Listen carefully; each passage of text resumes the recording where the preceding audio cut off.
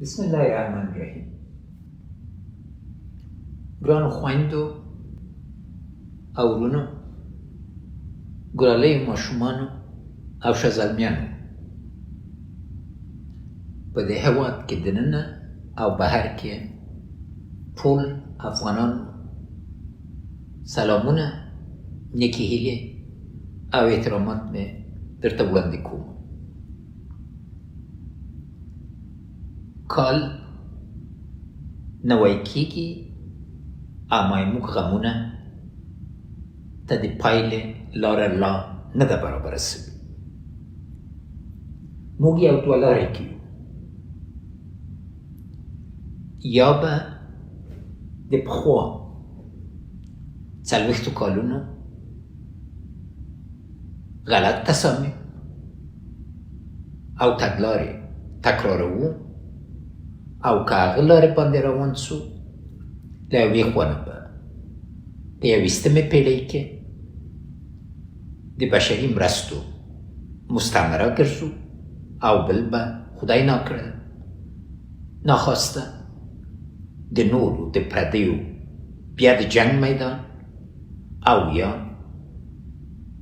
د لوټ کولو د عامه داراییو له نورو لخوا شهیدان وسو. بله لاره سته، هغه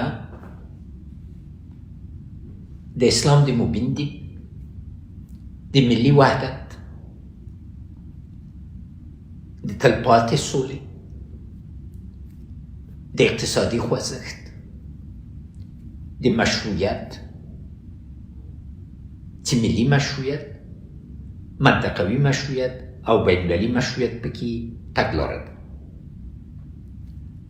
نو ضروره ده چې موږ یو ملي بحث خپل منځ کې پیل کو او نتیجې ته ورسیږو. که یو بل ونه منو او افغانستان د ټولو کور ونه ګڼو او هر افغان ته د دې حق ورنکو چې خپل افغانیت، خپل غرور، خپل اسلامیت او خپل ژمنه ثابته کړي، فرصت به هم له لاسه ورکړي. د یو بل په منلو کې نن موږ ټول ټولېدای سو، او د خدای له برکته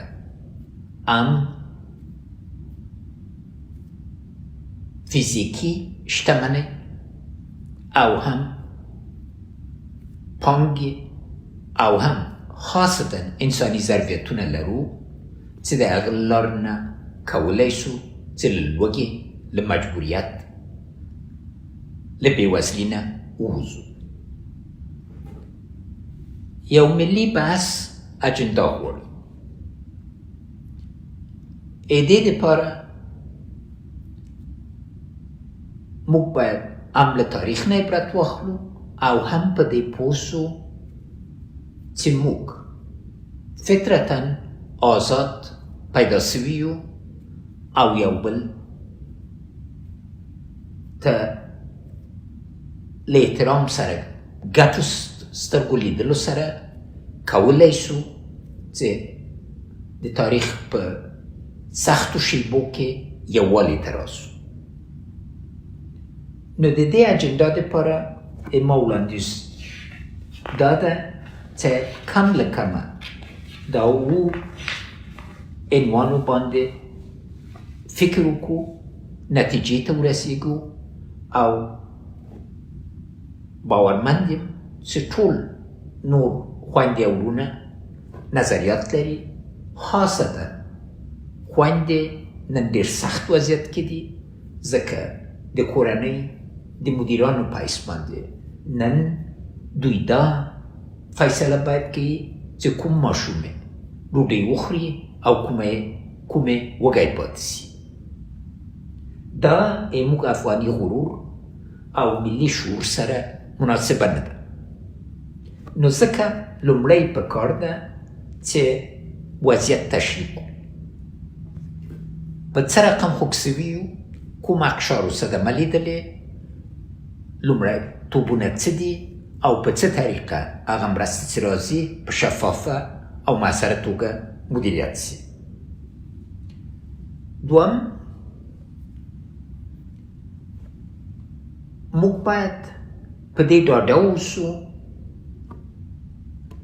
چې اوس چې اروپا کې اور بل سوی، لومړیتوبونه د نړۍ به هلته تمرکز لري او موږ باید خپل راتلونکي ډوډۍ امکانات ژوند خپله برابر کړو. دلته دا اووه کاله ثابته کړله چې له اوبو نه نیولې تر موقعیت پورې موږ د ظرفیت لرو چې ځان ټول کړو. ستونزه په امنیت کې وه، د امنیت په موجودیت کې موږ زر خوځښت راوړی سو، اما ضرور ده چې هغه ټولې طرحې چې موجودې دي او نوي فکرونه چې سته د اوسني وضعیت په لیدلو سره ورباندې بیا غور وسي او زر حرکت راسي. میلیونها انسانانو ته انشاءالله تعالی به کار پیدا سي په شرط چې د اطمینان او اعتماد فضا جوړه سي. پانګوال باید په دې پوه سي چې برته ژوند، مال، فکر، عقل دیني محفوظ ده او خوندي دي او موږ بشري ظرفیت نه باید په دې توګه ګټه پورته سي چې کالي چې ګنډو د ځان قد و اندام دپاره یې جوړوو، نه دا چې باندنۍ طرحې و فکر ته قایلېږو.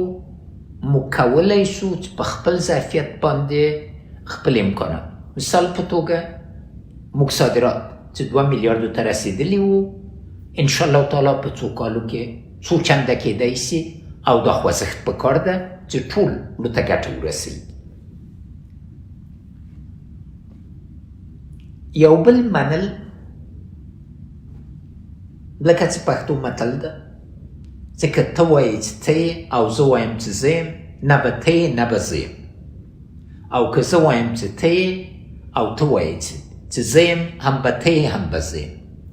دا یې دې فلسفې باندې په دې تېرو کالو کې عملونه کړو.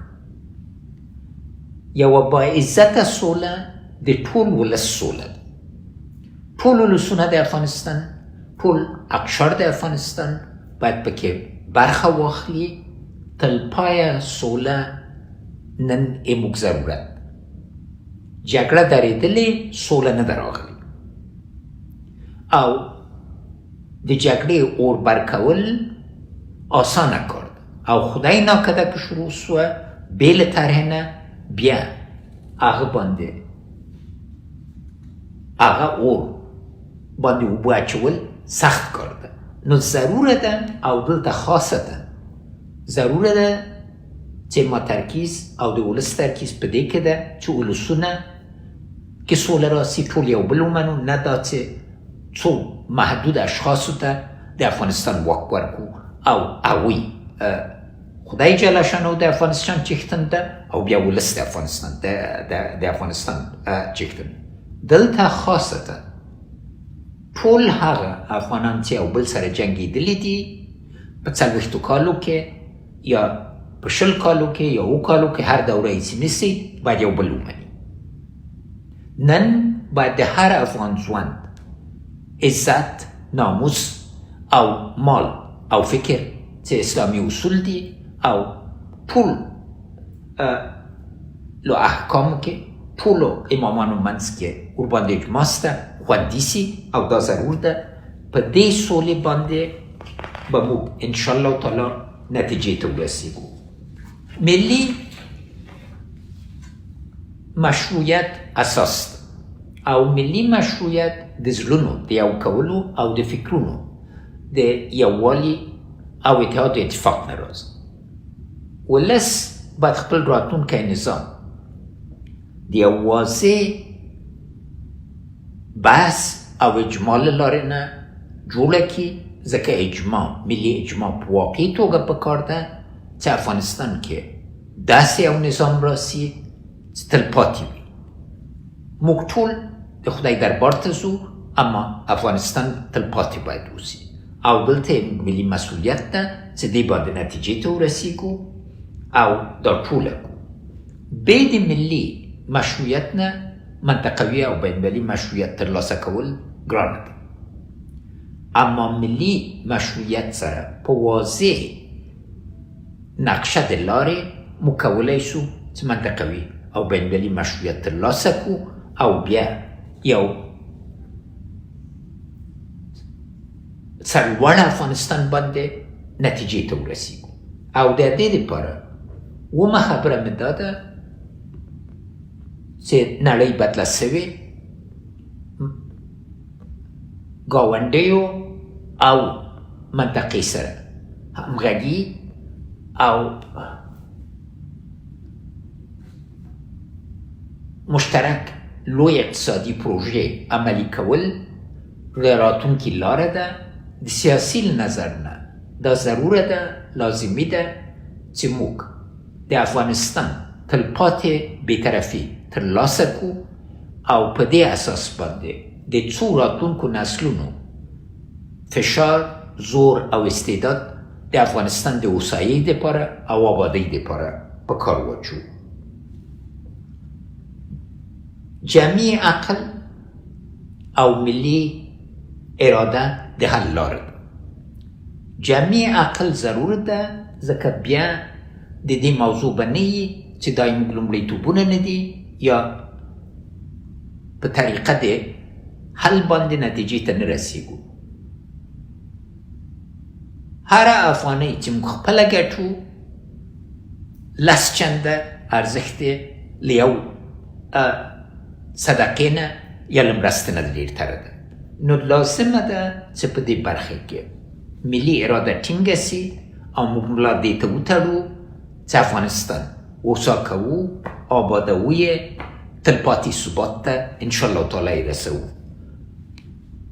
حتما تاسې ټول نور نظریات بلرئ، اما دا یو ابتدایي نظر و. زه همیشه په دې ویاړ کوم چې تاسې خدمتګار یم او شپه ورځ فکر مې په دې کې ده چې څنګه